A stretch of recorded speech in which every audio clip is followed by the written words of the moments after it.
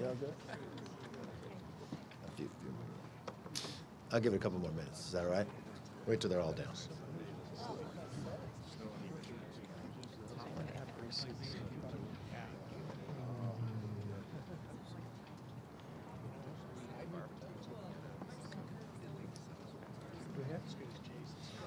All right. First of all, good evening. Thank you all for being here. Today is a historical day. It marks the 100th day that the Republicans took the majority in the House and were sworn in. One thing that is abundantly clear is the People's House is a productive house again. The first thing we did was make sure members showed up for work, no longer staying home, that you came to work. We hit the ground running on delivering the commitment to America.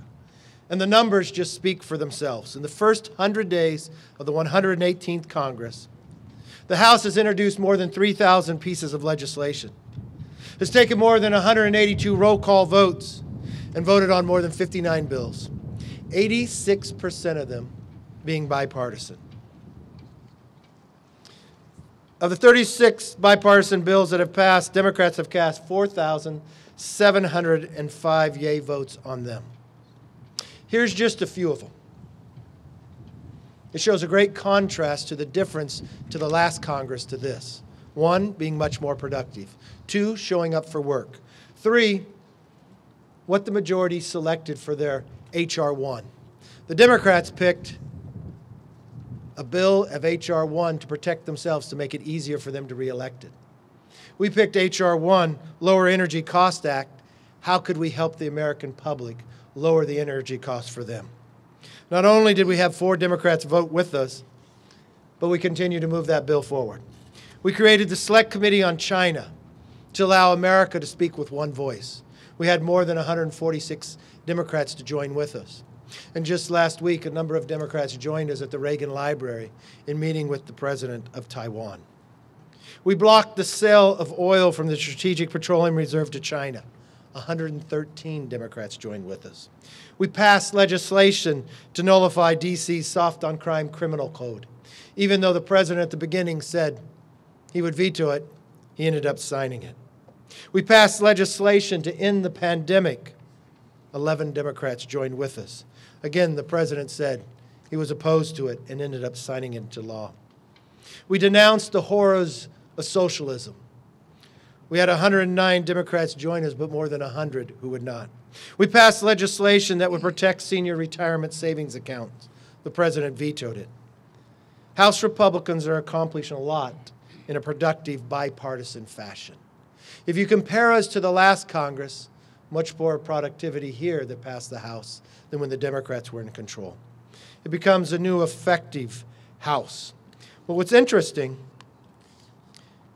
if you compare us to the Senate, they've had 100 days too. If you compare the number of bills that have been signed into law between the last Congress when the Democrats controlled the House, Senate, and the presidency, more bills have been signed into law in this Congress than the last, even though we have divided government. An interesting thing has happened as well. An effective House looks very different than a Senate that Schumer has become unproductive. Here are just the facts of Senator Schumer's Democrat Senate. Has passed only 10 substance bills in 100 days. That's less than 1 a week. Just think about that. As the House has passed a bill to fire 87,000 IRS agents, but Senator Schumer's Senate passed a non-binding resolution recognizing the importance of maple syrup production to Maine and designating March 26, 2023 as Maine's Maple Syrup Sunday. The House has passed the Parents' Bill of Rights to give the parents a say in their kids' education. Senator Schumer hasn't taken up the bill yet, but the Senate did find the time to pass a non-binding resolution designating March 1st as a National Assistive Technology Awareness Day, and it goes on and on. Where the House of Representatives, they've become a house of resolutions. Earlier today, I was in New York, and it's the beginning of a baseball season. one of our favorite times of years. If you're in New York and you're thinking baseball, you think the Yankees. And you think about the great Bambino, Babe Ruth. And Babe Ruth said, you can't beat the person who never gives up. If you think of anything about this new Congress, about this Republican majority, about my fight to become Speaker, the one thing I hope you all learn is that we will never give up on you and the American public. We will never give up on our commitment to America. In the coming days, we will vote on the Protection of Women and Girls in Sports Act, just as we promised in the commitment to America.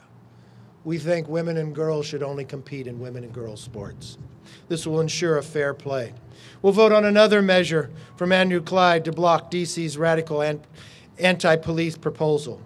And we will fight to bring fiscal sanity back to the House. Senator Schumer has not produced anything on a debt ceiling. He wants to put America into a challenge on whether we can move forward. The House will take a leadership position, and we will move to make the fiscal house of America more secure by passing a debt ceiling and sending it to Schumer.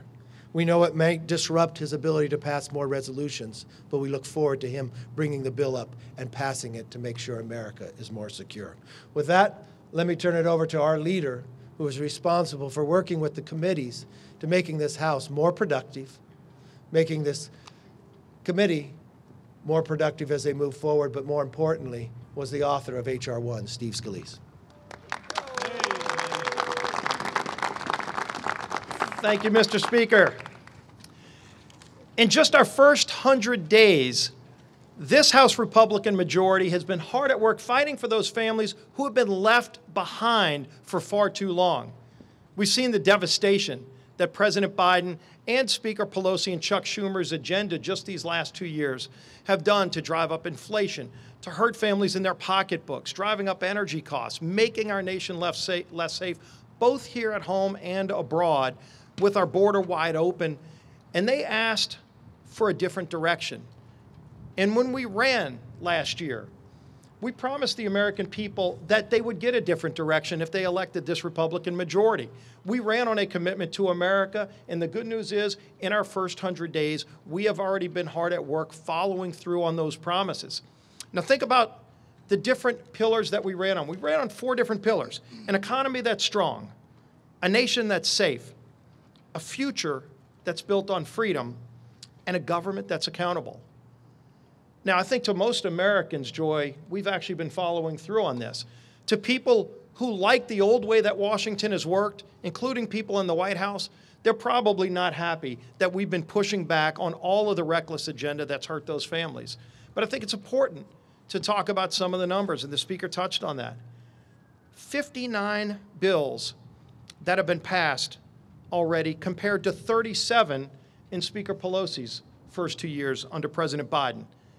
The rule bills that have been signed into law by this Congress are 50% more than the rule bills signed into law in the first 100 days, when Democrats had every piece of lever of Washington, House, Senate, and White House.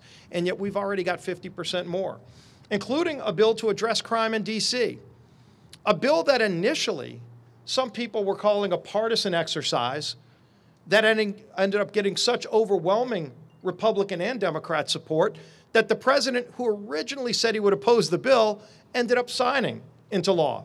The good news is we have a few more bills to stand up for police officers and stand up for hardworking families, and the president said he would veto those bills too. So if you look at the president's track record, most of the bills that he signed into law are bills he originally said he would oppose.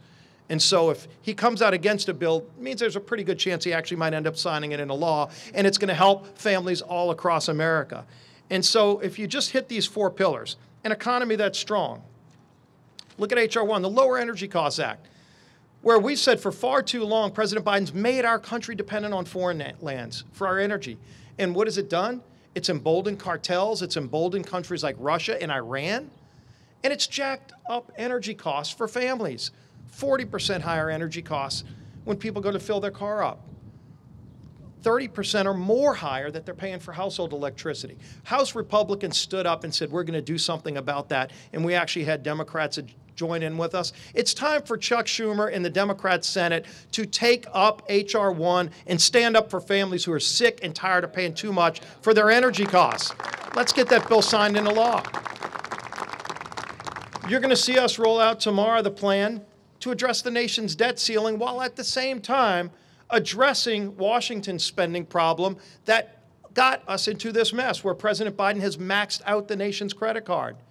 He's done it by reckless spending, and here we're going to be rolling out a plan to address that problem as well. So over and over again, you've seen President Biden joining with Nancy Pelosi and Chuck Schumer to create problems for families. You've seen this Republican majority hard at work in just 100 days addressing every single item that we talked on. This week, in fact, we're going to start a border security package through the Judiciary Committee to address this massive problem where millions of people have come across our border. And it's not only an American national security problem, but look at how many young people have died. Every single day in America, nearly 300 young people are dying because of drug overdoses from drugs like fentanyl because President Biden opened up the southern border. Why doesn't President Biden care about the 300 young people that will die today and that will die again tomorrow? We're going to bring a bill to the floor to fix that problem, too. I sure hope, finally, President Biden and Chuck Schumer and Democrats and the president will join with us and stand with those American people who are sick and tired of being left behind by Washington. You've got a House Republican majority that's proud to stand with those families who are struggling. Let's go do something about it and get this great country back on track. Now the man who's been helping us get the votes for that, our whip, Tom Emmer. Thank you, Steve. Thank you, Mr. Speaker. Thanks to all of the members of the Republican Conference. By electing a House Republican majority last November, Americans sent a message to Washington. It's time to put a check on Joe Biden and the Democrats' failed agenda. And that's exactly what we've done. In our first 100 days, House Republicans not only reopened the House, as our Speaker talked about, the People's House, by the way, not Pelosi's house, the People's House. We passed a rules package to create a more transparent, member-driven legislative process. We defunded Biden's army of 87,000 IRS agents. We stopped the selling of strategic petroleum oil in our reserve to China.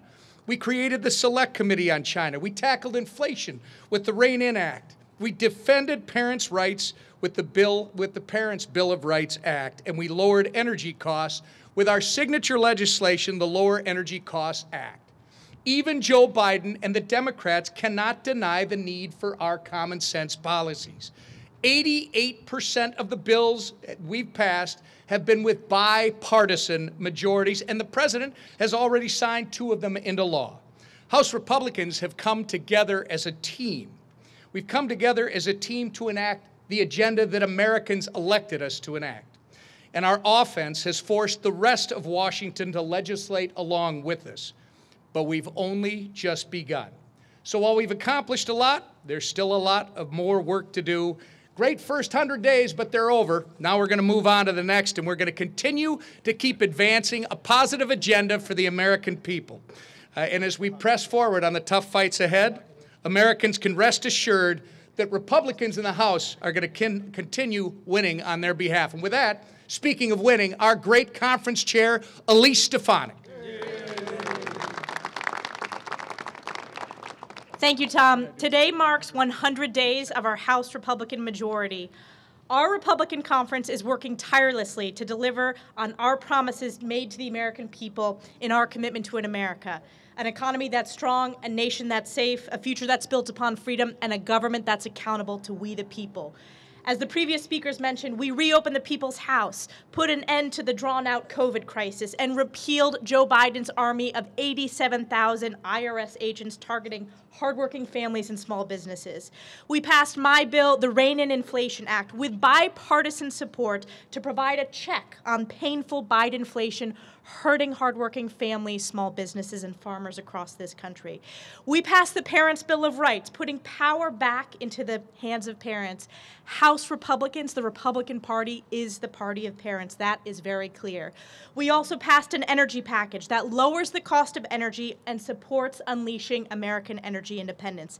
As the whip said, House Republicans, this House majority is setting the legislative agenda and the policy pace, delivering results for the American people. Every member of this conference is laser focused on listening to the American people, keeping our promises, and delivering those results. Each week, as House Republican Conference Chair, when we update the media, we have highlighted newly elected members of the freshman class who delivered this new House Republican majority. And as we mark 100 days, I'm honored to introduce to you a few of our members who you have heard from, that you will hear more from the rest of this session and in years to come, starting with the freshman class president from South Carolina, Russell Fry.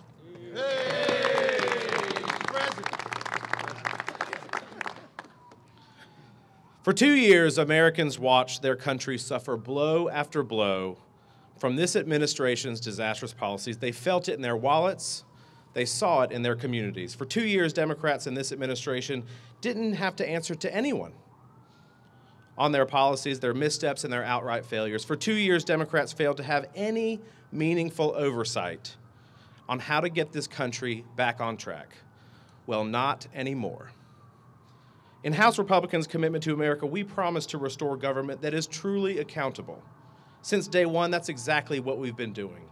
We're investigating Joe Biden's border blunders, his skyrocketing inflation, his out-of-control spending, his non-existent approach to a hostile China, his foreign policy failures, including a disastrous Afghanistan withdrawal, his blind eye to pandemic fraud and abuse, his reckless attack on American energy, and yes, the nexus between his family and a foreign Chinese energy company. And we're just getting started. Maybe that's why House Republicans set a modern-day record of holding 42 hearings in a single day. Because Democrats and their policy failures, we have a lot to talk about. Americans deserve answers, but more importantly, Americans deserve a government that works for them and not against them. That's exactly what House Republicans are doing. Oversight is a key component to our system of checks and balances, and I'm proud to work with this conference in its first 100 days, and I look forward to serving it in this next Congress. Thank you. And with that, I'm going to turn it over to a rock star from the great state of Indiana, Aaron Houchin. Thank you. We've accomplished a lot under Republican House leadership in the first 100 days of the 118th Congress. One of those big things happened a few weeks ago on the House floor with the House passage of the Parents' Bill of Rights. This bill, H.R. 5, would secure the fundamental right of parents that should always be guaranteed. 5 fundamental core principles: the right to know what's being taught in schools, including reading material; the right to be heard; the right to see the school budget and spending; the right to protect their child's privacy; and the right to be updated on any violent activity at school. This necessary bill also included an important amendment that I drafted. The amendment would help monitor their children's reading levels inside the classroom by allowing parents the knowledge to know if their children are not reading at reading levels by the 3rd grade, a critical year where students transition from learning to read to reading to learn.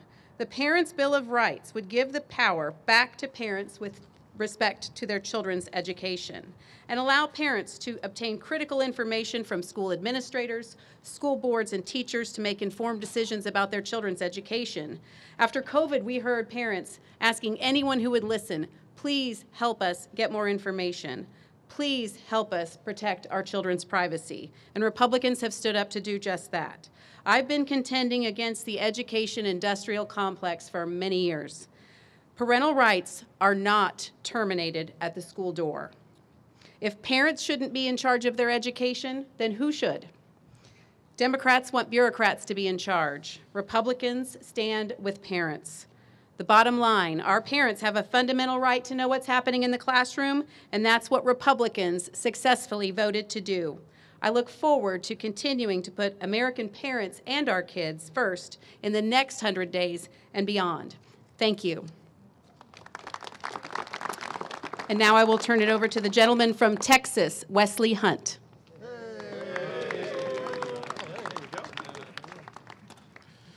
Joe Biden and this administration has waged war on our energy industry. From day one, by shutting down the Keystone XL pipeline, he showed a level of weakness that we have not seen in generations. Now, a couple of months ago, we had Valentine's Day, and not only did I buy my wife flowers, but I also filled our car up with gas and gave her some eggs. And she goes, "God, you really do love me." Because that's how ridiculous things cost today. And what H.R. 1 does is it works for you. We are here to work for the American people so you can live every single day just like it was before the Biden administration. But also, this is a clear issue of national security. Why in God's name do we continue to empower Venezuela, Vladimir Putin, Xi Jinping? I can guarantee you they don't get up in the morning and they don't say to themselves, "Oh my God, how can I make the world a better place?" That's what we do. And that's what we are absolutely fighting for every single day. We've had a very eventful first 100 days. It's been an honor to serve with these brave Americans that want to work for you, the American people, every single day, and don't forget that. Thank you so much. I look forward for the next 100 days, and God bless you. I will be followed by my esteemed colleague, Laurel Lee, from the great state, the great free state of Florida.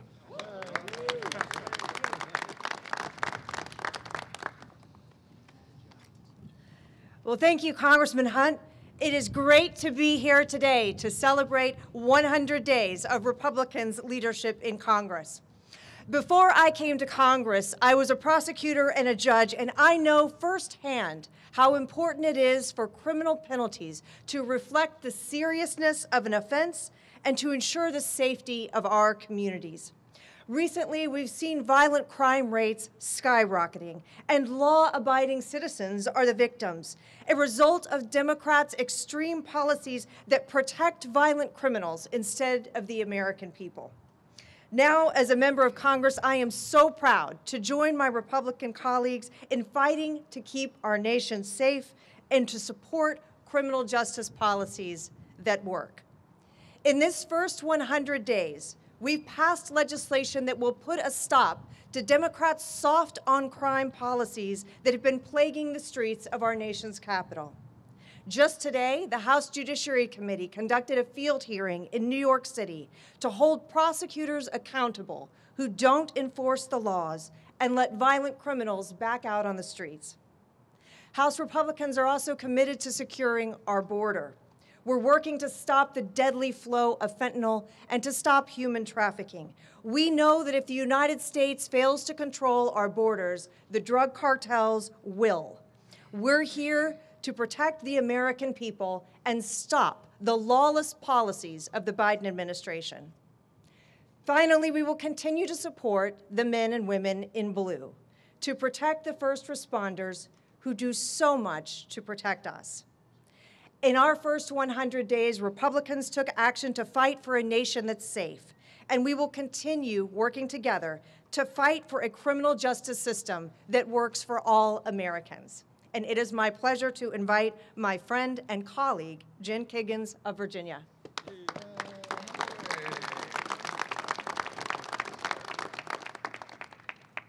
Thank you so much. Well, it's just awesome to be here to be able to celebrate our first 100 days of Congress and so many accomplishments that my colleagues have talked about. But one that I'm especially proud of is our bill that ended the COVID-19 national emergency. You know, as a geriatric nurse practitioner, I saw so much suffering during the COVID-19 pandemic. I saw it from my patients, I saw it from their families, I saw it from healthcare providers and nurses, and I saw it especially from our older adults and our greatest generation who lived in nursing homes and assisted living facilities and the isolation that they experienced during that time. We saw our businesses close, we saw our schools close, and our kids stay home. We saw our churches close. But we saw, and most importantly, we felt big government in our lives. So I am so thankful for American ingenuity and hard work that gave us vaccines and treatments and allowed us to return to some normalcy. The new Republican majority, we went a step further, though, and we reopened the People's House, the U.S. House of Representatives, and we also passed a bill that ended the national COVID emergency that I'm proud to say was signed into law by President Biden. We're slowly fulfilling our commitment to America one step at a time, and that commitment promises a future built on freedom and a government that's held accountable. Most importantly, we're demonstrating what Republican leadership looks like. and how we are leading by example to get our country back on the right track. And it is my honor to turn it back over to our esteemed Speaker, Kevin McCarthy. Well, as you see, it's one of the most productive Congresses in the first 100 days. The uniqueness, too, that we don't talk about is we open this House back up to the people's house, so the people can be here and be a part of it. It's also the process. You know, for the first time in 7 years, we actually had a complete open rule, something this House has not seen, where every member, regardless of Republican or Democrat, can offer any amendment at all. We continue to open the House further, continue to follow through on the commitment to America. In the first 100 days, we're just getting started. I thank you for being here. I know they just called votes, so we'll get your questions later. Thank you and God bless. Great job.